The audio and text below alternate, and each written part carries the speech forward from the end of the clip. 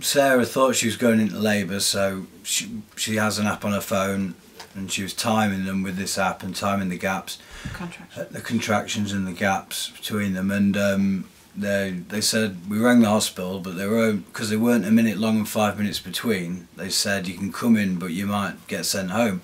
So I thought we'd wait a little longer, and then she said she was sure she was going into labour, so we got in the car, set off. The hospital's about 30 minutes from here.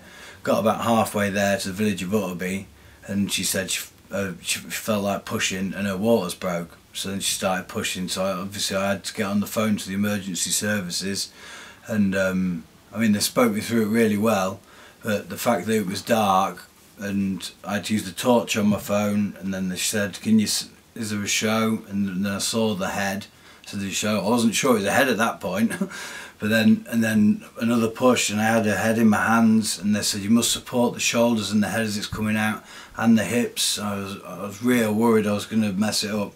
And another couple of pushes, and the baby was in my hands, and that was when they told me to tie the knot 6 inches from the baby on the umbilical cord. And luckily a lady living nearby came out with towels to clean the baby off, and well, and then that's about it really. We had to sit and wait for an ambulance to come, which was 45 minutes, but I can't fault them, because one did go by, but apparently it was a category 1 that it was going to. So, and we kept the car warm, and you know, there's been no complications.